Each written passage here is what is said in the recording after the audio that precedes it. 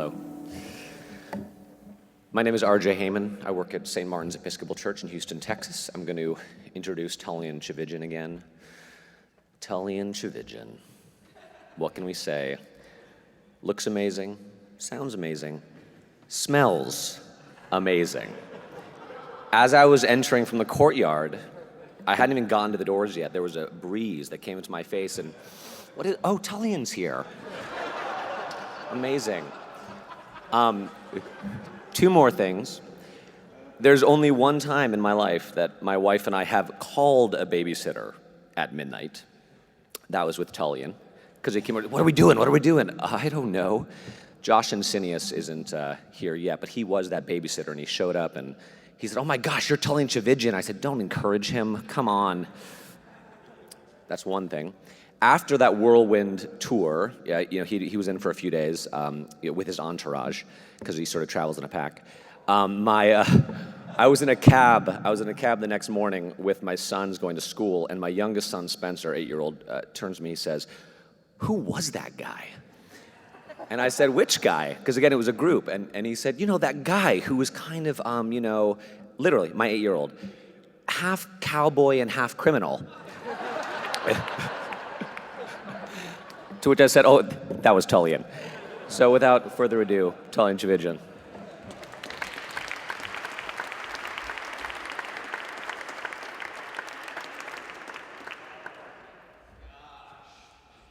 RJ, one day, buddy, one day I will have my revenge. He's introduced me twice now. Once at Liberate and this morning, and both times he's lied. I do smell amazing, so I thank you for that. Everything else was a lie. It's great to be back with you. This has been amazing. I mean, I love Mockingbird, what it is, what it does. To be a part of what's going on here is a huge privilege for me. Just being around yesterday, hanging out, having the conversations that I had, meeting the people that I met.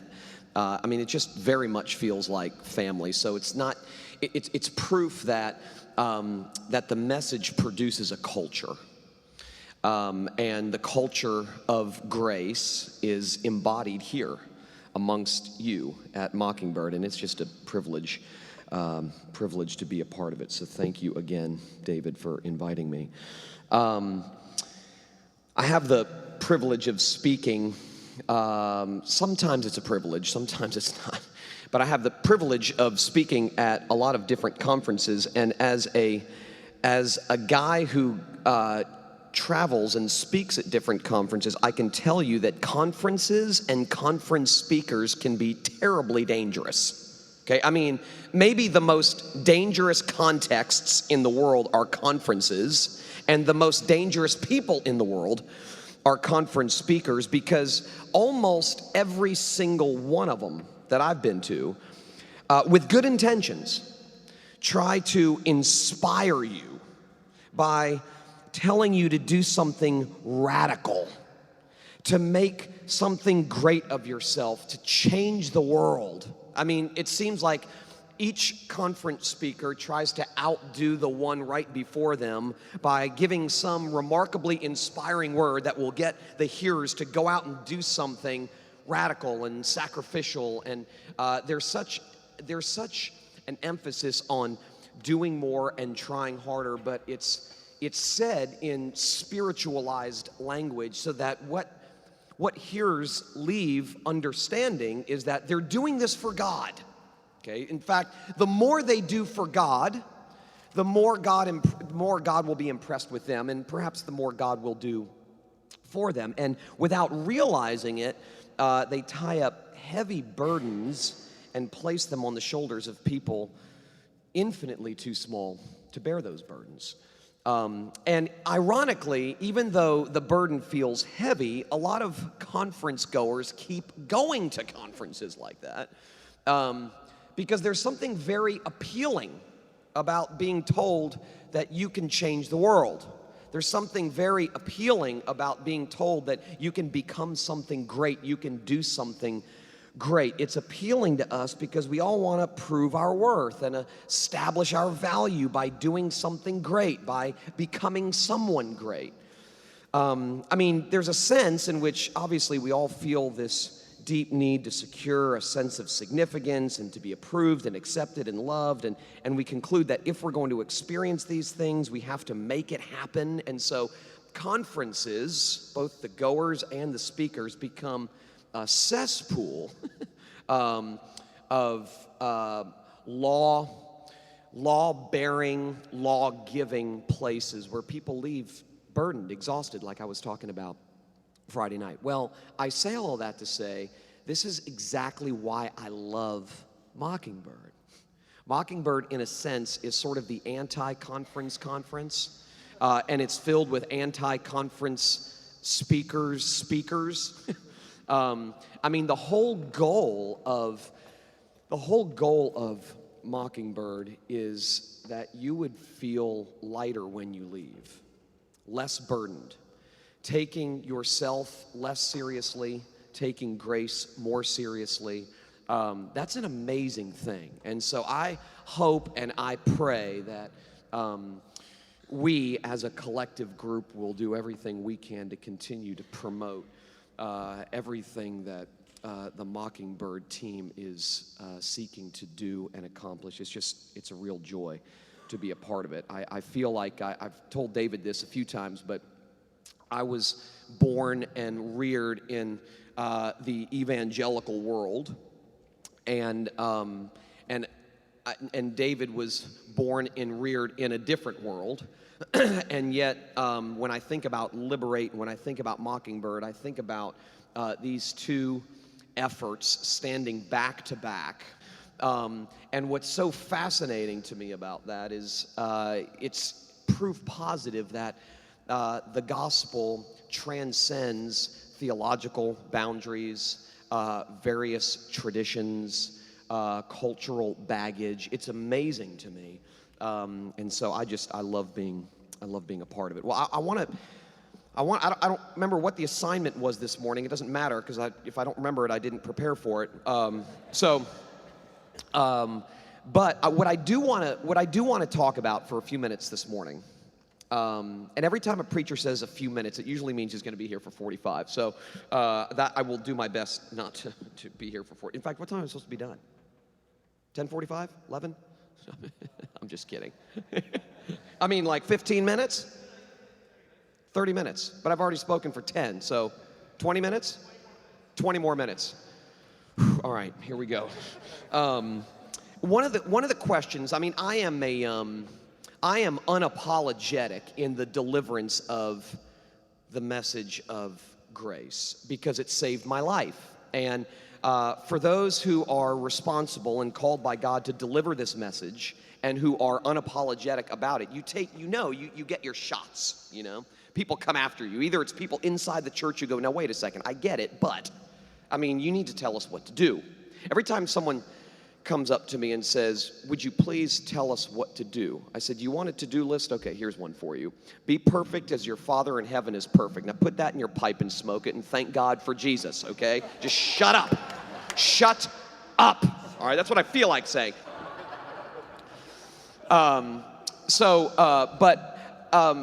We get it, you get people who object to this message because their hearts are so law-locked like mine.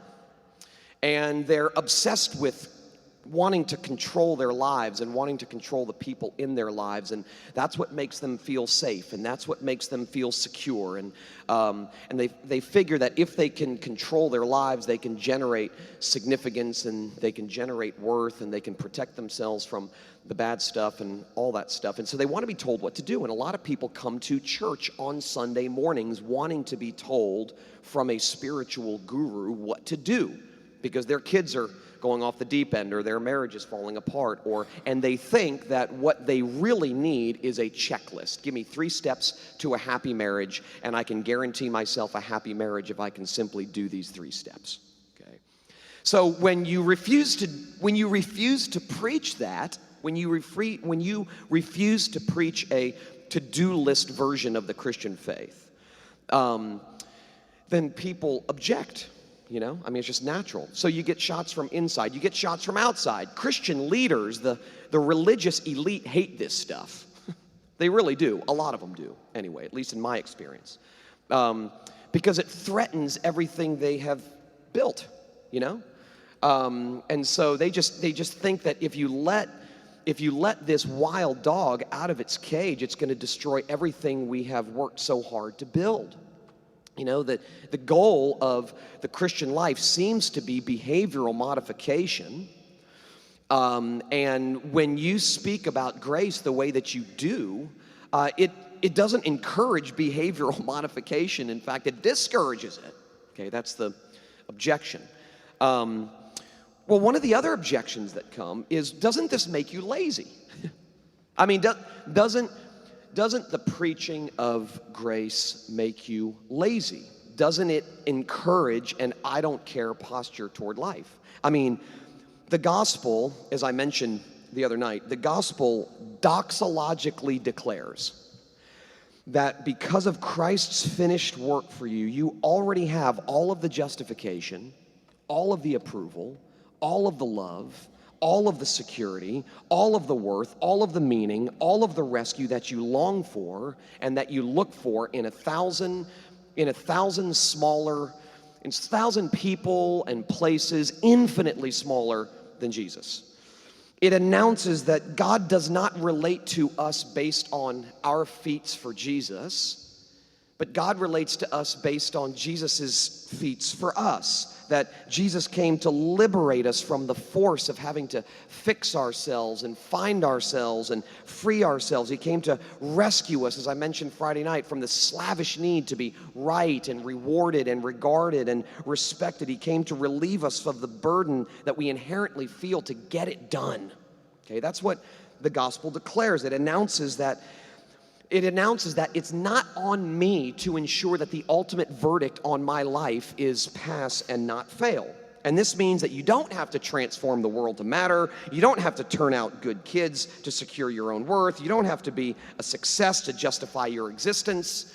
As I said the other night, Thursday night, I think it was Thursday night, that because Jesus was strong for you, you're free to be weak. Okay, that because Jesus won for you, you're free to lose. Because Jesus succeeded for you, you're free to fail. Because Jesus was extraordinary, you're free to be ordinary, okay? That our great hope is not in our transformation, but Christ's substitution. And you can either live your life believing that your greatest hope lies in what you can become and what you can do, or your greatest hope lies in what Jesus has done for you.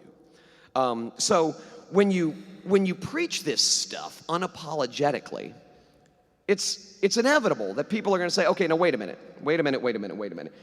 Doesn't this generate apathy? I mean, if it's true that Jesus paid it all, that it is finished, that my value, worth, security, freedom, justification, and so on and so forth is forever fixed, then why do anything? I mean, literally.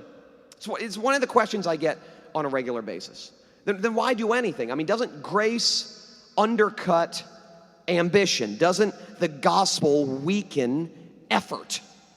Okay, that's one of the chief objections that you'll get.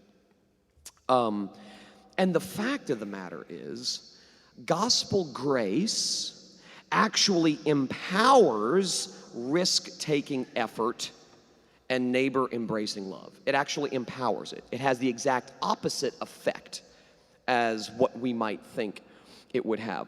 And let me kind of tease this out for you a little bit so you understand what I'm talking about.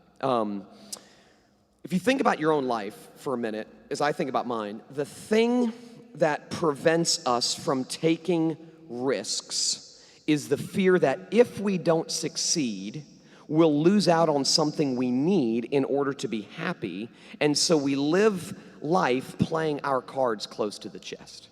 Okay, I was speaking at a businessman's luncheon, and it was a bunch of young, sharp, professional guys in their 20s and 30s. And so I'm preaching this message of because Jesus was strong for you, you're free to be weak. Because Jesus won for you, you're free to lose. And then I did a question and answer session with these men afterwards. And the first question was, okay, I mean, I get what you're saying, and there's a part of me that really resonates with what you're saying because it relieves me of pressure. But I mean, doesn't this just undercut ambition? I mean, we're a bunch of young guys who really, really want to do something great, and doesn't this discourage us from doing that? And I said, actually, no. First I said, I said, I mean, you're young, so I'll give you a pass. But I said, let me just describe for you me at 25 and me at 40. At 25, this was me. I'm going to change the world. I'm going to change the world. I mean, I'm ready to go. Take the bull by the horns, change the world. The world was going to be radically different because I was alive, all right? This is me at 40, okay?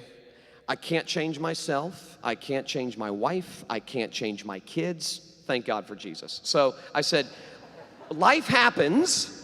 And thank God, youthful idealism is crushed by life, and then you become a realist.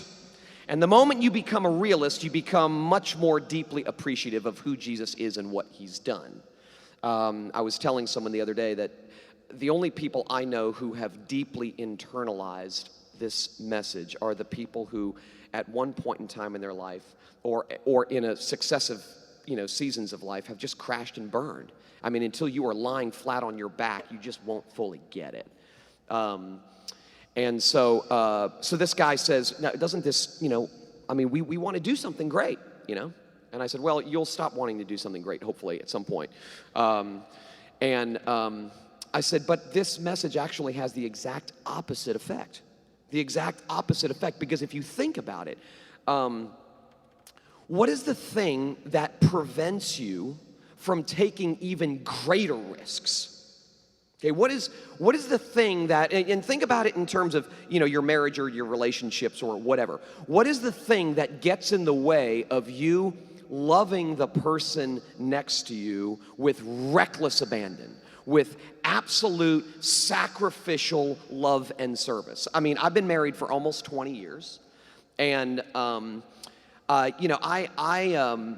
we measure our relational investments. We all do. And for the first 5 years my wife and I were married, we measured our relational investments toward one another very, very carefully. And the reason is because we felt like in order for me to make an investment in you, I need my investment in you to come with some guaranteed return. Okay, I mean, I will love you sacrificially to the degree that I believe I will get sacrificial love from you in return.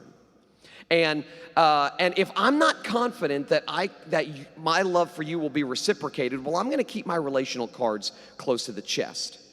And so we actually measure our investments carefully because we need a return. We're afraid to give because it might not work out, and we need it to work out.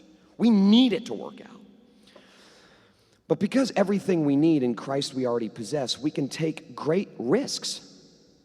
We can push harder. We can go farther. We can leave it all on the field without fear. We can invest with reckless abandon because we don't need to ensure a return of success or love or meaning or validation or approval. We can invest without needing anything in return. In other words, we can invest freely because we have been freely invested in.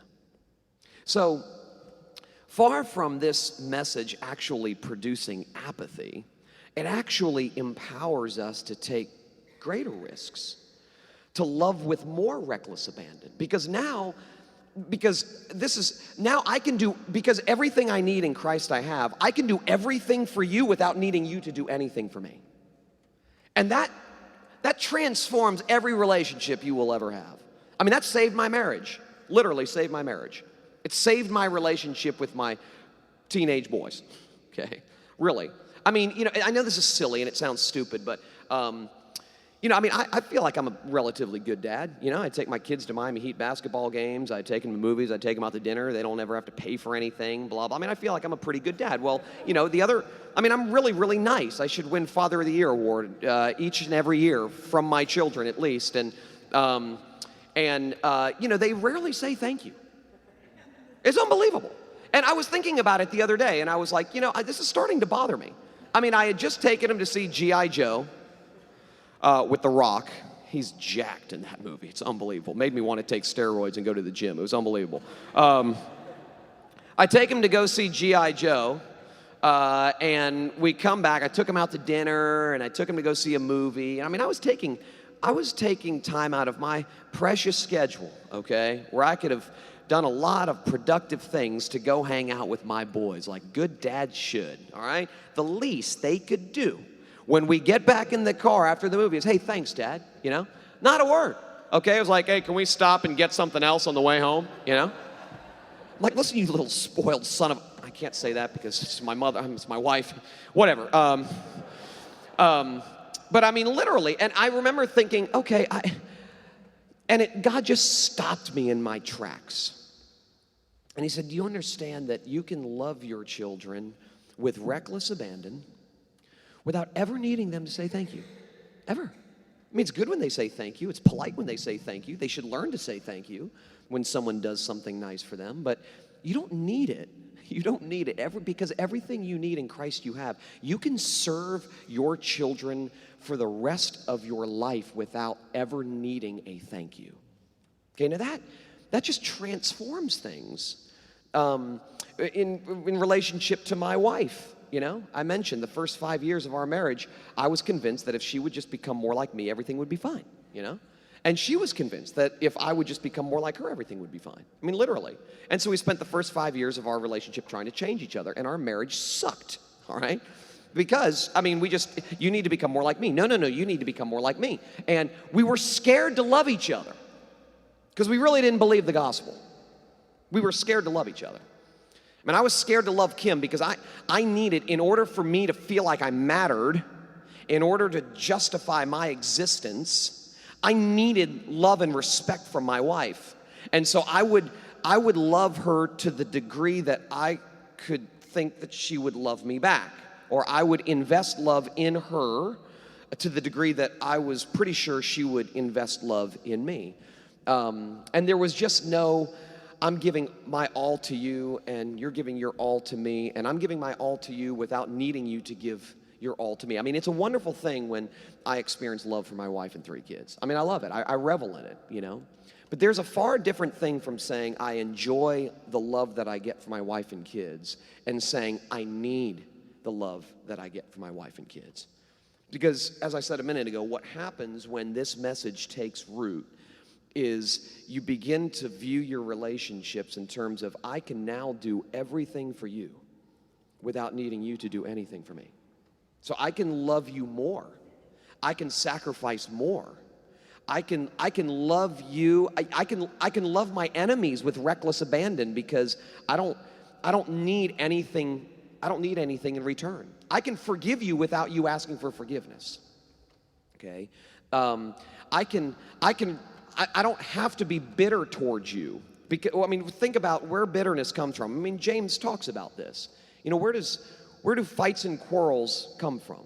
They come from this internal sense that I'm entitled to something that I feel like I deserve that I'm not getting. That's where they come from. It's self-salvation projects, as I mentioned the other night. I need to get my own justification.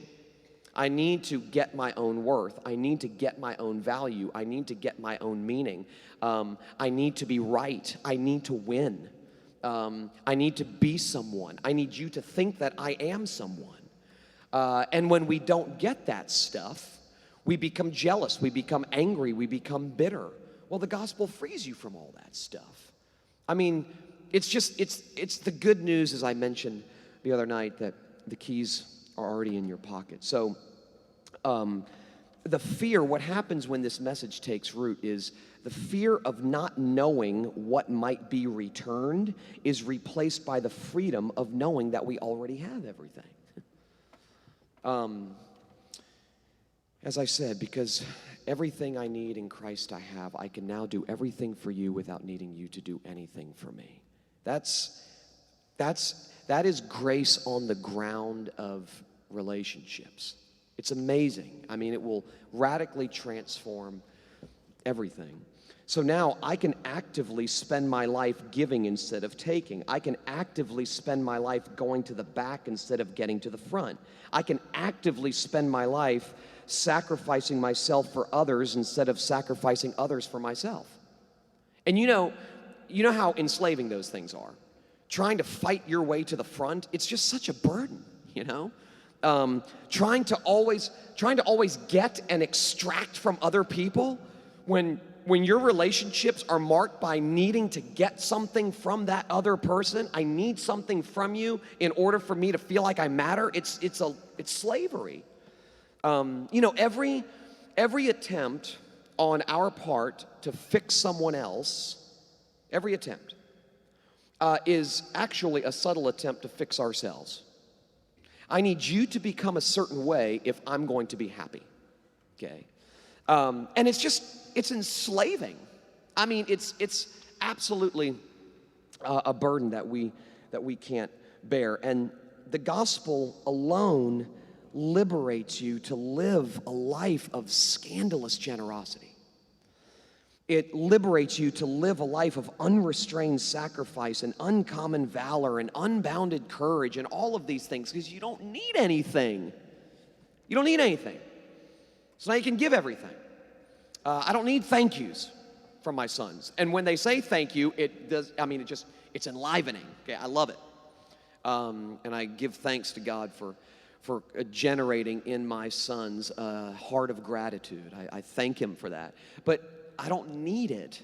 I don't have to go to bed bitter because they didn't say thank you and wake up tomorrow morning and say, last night, guys, I was really bothered because I spent the whole evening with you and I spent, $200 on you and you didn't even say thank you. I don't have to go to bed feeling angry, and I don't have to wake up with expectations. I told Jenna, my daughter, and it doesn't work anyway, okay? Because I told Jenna, we were on our way to church one Sunday, and I was getting ready to use an illustration on Sunday morning, and I used Jenna, who rides with me to church, as an experiment. I said, let me ask you a question. When mom and dad take you out to dinner, and we get back in the car, and mom says, guys, what do we say to dad for taking us out to dinner? Thank you. I said, Jenna, when that happens, when that's going on inside the car, do you ever say thank you in those moments because you really want to? And she was quiet for a minute, like, I'm not exactly sure what to say here because I don't want to get in trouble. I said, you can be honest. You're not going to get in trouble. You're not going to get in trouble. Say whatever's true. And she said, no. Whenever mom says, say thank you, I say it because I don't want to get in trouble, but I'm not saying it because I'm really thankful. And I said, that's just, that's just a picture of the incapacity of the law to accomplish in us what only the gospel can. So it doesn't work anyway. Not only are you bitter when you're going to bed, my kids didn't say thank you, my kids didn't say thank you. I'm going to wake up tomorrow morning and teach them a lesson. It's important to say thank you. You're not going to get anywhere in this world if you don't learn to say thank you, okay? Not only does it, but then if I did do that, I say, guys, blah, blah, blah, blah, blah, blah, blah. Is that going to make them go, oh, gosh, Dad, I'm so sorry, We're spoiled brats. We really are, and we're sorry. And, thank you for last night, and I'm sorry. It never happens. Well, Dad, I didn't even think about it. Well, you should think about it. You should. But, and then it's, they go off to school and everyone's fighting. It doesn't work anyway. So the fact that God frees us from that, frees us from need, it's unbelievable how radical the gospel is, how scandalous it is in the sense that it frees us from need. So now I'm capable of loving my neighbor because I don't need to love myself by extracting something from you so that I can justify myself. So when you don't have anything to lose, you discover something wonderful. You're free to take great risks without fear or reservation. And that was my answer to the young business guy who asked me the question. I said, this actually empowers you to take greater risks. I mean, this empowers you to leave it all on the field without needing anything in return. It frees you from the burden of having to keep your cards close to the chest and measure your investments. And this is really the difference between approaching all of life from salvation and approaching all of life for salvation. Huge difference.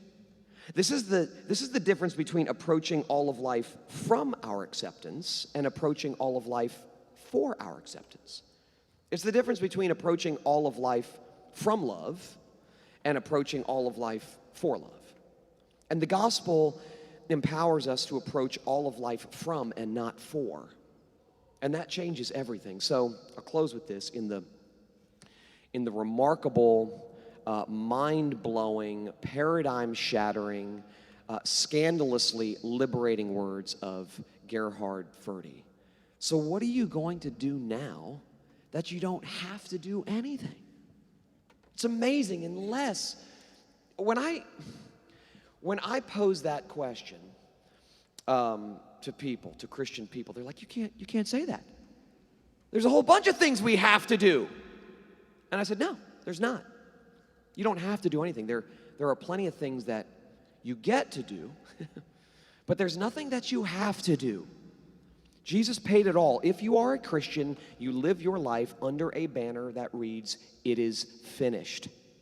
And the most sensible, logical question that any Christian person can ask and wrestle with is, so what am I going to do now with the rest of my life that I don't have to do anything? And when you wrestle with that question, when your heart wrestles with that question, you rediscover the now power of the gospel, and it sets you free to live a life of scandalous generosity and loving the people around you with reckless abandon. It's living a liberated life, the free life. Let's pray together.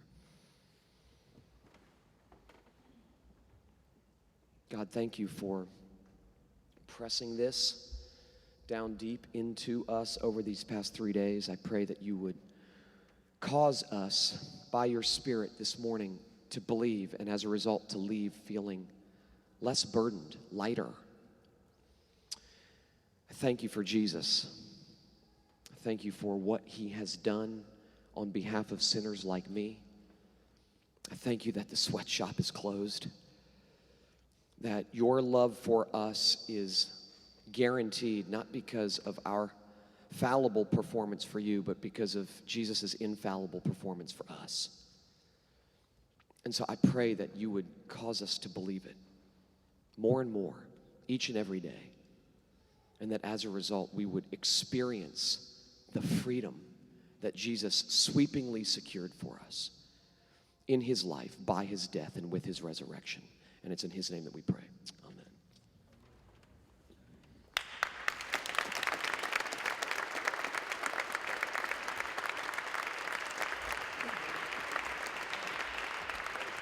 I think we can do a little bit of Q&A. I speak to you as a preacher who's often, I totally resonate with everything you say, especially when people come to me and say, what do I do? Yeah, but how do we get this through? Is there any hope to Pharisees and elder brothers? Have you had luck with that? And in what ways? No, there are no formulas. Just because I can't change and you can't change hearts, you know? I think for me, not buckling under the pressure. You know, I mean, we had a couple, my wife came home on Tuesday and told me that a couple that we know and like a lot are leaving our church to go to another church. And when my wife, Kim, asked, why? She said, because my husband and I just need to be told what to do more. And, you know, I mean, those things are heart-wrenching. You know, I mean, these are people we like. When people we don't like say that, we're like, thank God, see you later. But this was actually a couple that we liked. And, I told my wife, I said, this message confronts the human condition. This isn't a battle between personalities. This message really does confront the human condition. We are, ever since Genesis chapter 3, we have been addicted to being our own God, addicted to control, addicted to saving ourselves, addicted to establishing our own righteousness. And for whatever reason, we've come to believe that if we can just develop a checklist and successfully check off the boxes on our list, we'll experience our best life now, And so is there hope? Yes, because the gospel is the power of God unto salvation. Absolutely. I never lose hope because I know that God has the power to break through unbelief.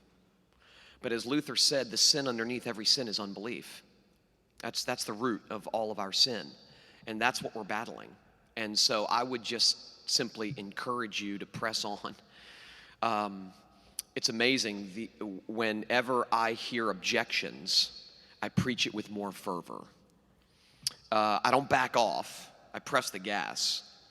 Sometimes that gets me in trouble, but it's the Apostle Paul.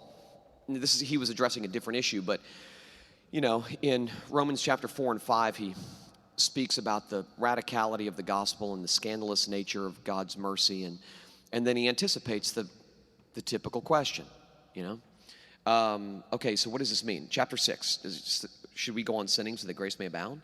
And you would expect Paul at that point to sort of put the brakes on grace and balance everything he said with law, give them a to-do list, a checklist of ways they can evaluate themselves to determine whether or not they're really Christians. You'd think, it would be tempting to do that.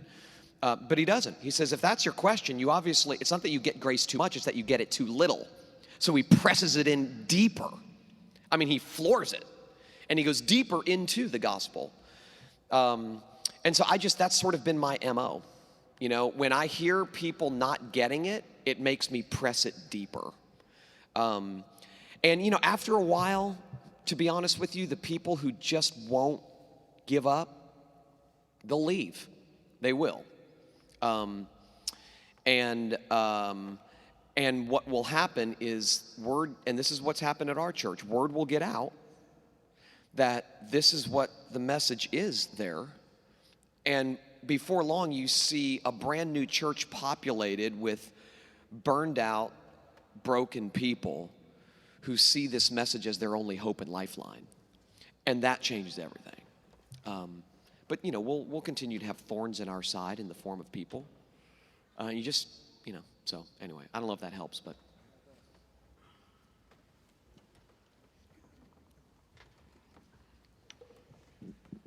Thanks. My name's Mark Davidson. I am on the vestry of an Episcopal church. And I promise you that Dave did not put me up to this or pay me any money to say this, but one of the things that happens to me, this is my second Mockingbird conference, one of the things that happens to me when I leave is I feel so utterly grateful to Jesus that I just want to do anything for him. That's not the normal mode of my heart.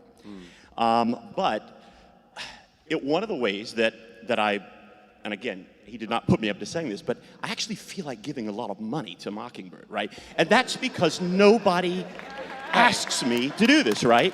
There's nobody saying, you really need to do this. This is really, really important, and we need your support desperately, and if you don't do this, it's all going to crash. All this kind of stuff. Don't forget about Liberate now. Well, yeah. But what I will say is that when it comes to my church, we think a lot about our our stewardship campaigns. And I give to my church because I'm supposed to.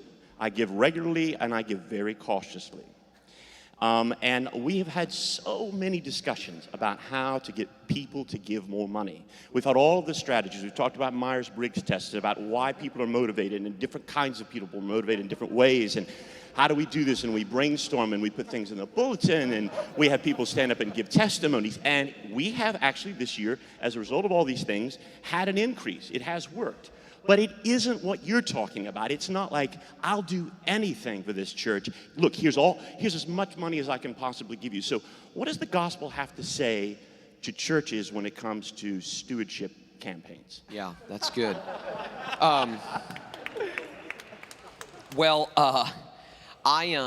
Couple things. One, I have said before our church before, I could stand up and guilt you into writing some big checks. You know, I could literally stand up and say, I know there are people in this church who have 3 homes, and 2 pews over is someone who's homeless. And I know some of you have 3 cars, and I know a single mom who has to take the bus to work every day. And I could do that because those stats are real in our church. And I said, I could do that and make you rich people feel like crap. And you would probably write 2 or 3 really big checks. But you'll never write 200 or 300 big checks unless something greater than fear and guilt motivates you. And that's what Paul does in Corinthians. He says, let me tell you about the Macedonians. Okay, hey, Corinthians, let me tell you about the Macedonians. These people are poor, and they've given us everything. In fact, they keep coming back to us and asking us if they can give more and more and more. We can't stop them from even asking, and these people have nothing. And he begins that section by saying, let me tell you about the effect that grace is having with the Macedonians. And then he talks about their generosity. And then he goes on in, this is 2 Corinthians 8, and then verse 8 and 9. He says, because Jesus became poor for you so that you might become rich. And he goes on to describe, and I told our church, I said, that generosity can only happen, bona fide generosity can only happen to those whose hearts are grasped by the radical generosity of Jesus. And then so I told our church, I said, the real test of whether or not you guys are starting to get this is if I never have to preach a giving sermon. You know? If you guys become like the grace of God has so radically transformed you on the inside that you're like, we want to give more. I mean, checks just pile in. You know, we haven't reached that point yet, so I keep preaching the gospel. So I don't know if, again, I don't have a manual on stewardship. It's just, I do think that giving is a fruit of a heart that has been grasped by God's grace. And I'll say this too, real quick. When you ask the question, so what are you going to do now that you don't have to do anything? What you discover, at least what I've discovered in my own life, is that when you realize you don't have to do anything for Jesus, something miraculous happens. You actually begin wanting to do everything for Jesus. So anyway. Oh no. Here we go. Good God. Please. Isn't it time for the next session? Sorry. Wait a second. Before you ask a question, Jim, let me just tell you why I said that about Jim, all right? Jim McNeely's a good friend from Washington State. He was at the first Liberate conference, not this past February, so February 2012, right? And we were doing a question and answer period, and Jim felt like the Q&A was, people weren't really being honest. They weren't really being open and transparent. So Jim decided to get the ball rolling. So he said, I have a son that, I got to be honest with you, sometimes I dream about grabbing my gun and shooting him in the face. Does anybody else feel that? And everyone's like, oh my God. I mean, the security people and the police officers on set were like looking at me like, you want me to go? I was like, nah. It's fine. I feel the same way about my son. I just don't say it. Anyway, so go ahead, Jim. Okay. Great. I was gratified recently, and I've seen more of this, where people that leaders, church leaders and Christian leaders are alarmed about the spread of the hyper grace movement. Of the what Right? movement? That's what they said. Hyper grace movement. Hyper Gotcha. grace, Right. right? That's what that in this particular article. That's what they were saying. Sure. And I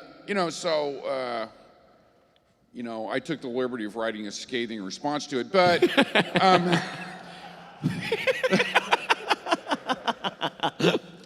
It was a great response. I read it. yeah. But the thing that actually gratified me was that reading through that site, there's a number of people that are alarmed about the spread of the grace movement, which I take as a tremendous victory. Yeah. Right? Although when I look around, I'm not sure I'm as convinced of the success of the spread of it yet. I feel like I'm still fighting, and I feel like I'm pretty isolated where I am. When you look out at the landscape of North America, how successful are we at doing this? How are we really? Is it spreading that alarmingly fast, or are we succeeding, or what's the state? Gosh. I mean, there are. The what? I said, glory. Yes, we are succeeding, overpowering and conquering the world. No, I mean, there are pockets of encouraging places. This is one of them. I live my life in the evangelical world, and there are probably more places that discourage me and frustrate me than there are places that encourage me. I think there is an acknowledgement. What Christian doesn't want to acknowledge the reality of grace, at least theologically? But there's still a lot of buts and breaks, lots of buts and breaks. Yes, grace, but the very fact that people would refer to this as the radical grace movement or the hyper grace movement seems to suggest that that there's grace and then there's radical grace, or there's grace and then there's hyper grace. I don't know another grace that isn't hyper or radical. I mean, it's that counterintuitive. It turns everything upside down and inside out and wrecks all of our conditional categories. And so I don't know. I mean, I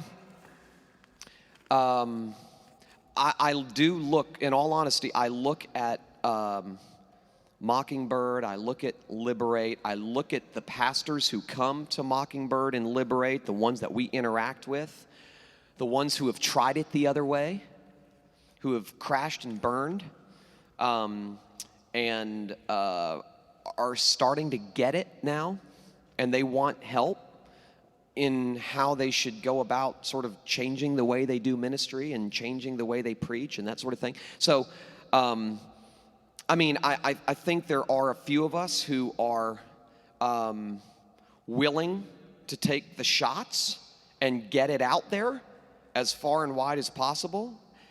We can sow and we can plant, but God alone gives the increase. That's God's business. So whether it spreads or not doesn't determine whether I'm going to say what saved my life or not.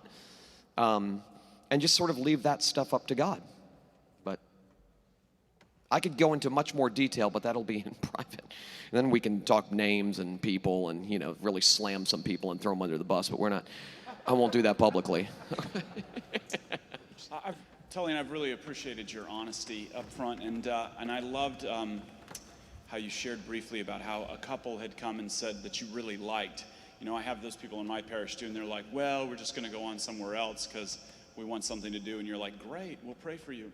But the people that you do like and that you've had relationships with, because we've had that too, and they're like, we're moving on, and you've really liked them, and it's like a personal, like you lead, you're not happy about that at all, and you feel rejected.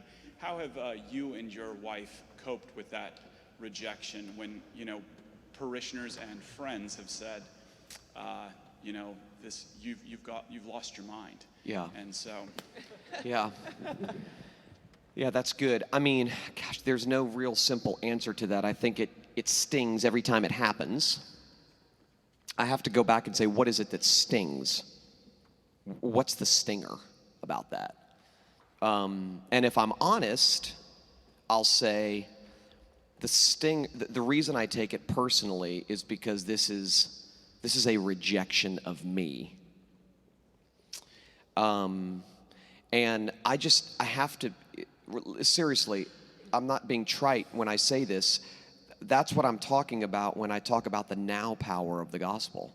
It saves me in those moments because it's a reminder, it's a doxological declaration that because I have been forever approved and accepted by God because of what Jesus has done, I'm free to be rejected. In other words, this isn't really about me. Who I am has nothing to do with me, fundamentally. My identity, my value, my worth has nothing to do with what I can do or what I can get other people to think about me. It's what Jesus has accomplished on my behalf. So what that frees me to do is when they leave, I honestly can love them and keep up with them. Like, so my wife and I, for instance, are literally Monday, this coming up Monday, are taking them out to lunch. And my goal at that point is not to convince them to stay. My goal at that point is to say, whether you stay or go, I love you. And only the gospel can free you to do that. Because I don't need you to think I'm great in order to feel like I matter. So it's hard. It's hard. I mean, it's hard on my wife. It is. I mean, she was crying the other day. She said, I used to hear stories from pastors about ministry being a lonely place. And I just didn't even know what they were talking about because we'd always been in places and surrounded by people who loved us. And now I'm starting to get a sense of what they were talking about. She gets afraid. I get afraid, to invest deeply in the people who come, because what if they leave one day?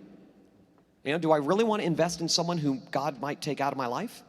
And if you've been a pastor for a long period of time, you've been hurt by enough people who have left your church, friends who have left, people who have left throwing mud at you. It's hard. You kind of keep your cards close to the chest. And this is why this message alone can save you from that. Because I can give and give and give and give and give because I don't need anything from you. And even if you slap me in the face, I can give. I can kiss. I can return a slap with a kiss. Because I have everything I need. Now, we never believe that fully, which is why we have to keep preaching it to ourselves and to other people. Like Luther said, we have to preach the gospel to ourselves every day because we forget it every day. And we have to preach the gospel to our people every week because they forget it every week. So, anyway. You have to admit, when you're like really tan, Yeah. your skin is thicker. It is. From like my skin is like leather. Criticism. I sent a picture last night of RJ and me to Aaron Zimmerman and said, "We miss you." Took a picture of us. And he says, does George Harrison know that you stole his tan? I was like, just shut up and go to sleep, Aaron. Anyway. George Hamilton, I think he meant. Yeah, George Hamilton. Yeah, Who Harrison. did I say, Harrison? Yeah, he wasn't very tan. He was from, no, he was white as a ghost. George Hamilton. He's the guy with the tan and the... Yeah. Yeah, I'm right. glad we cleared that up. Yeah, I'm glad we did too.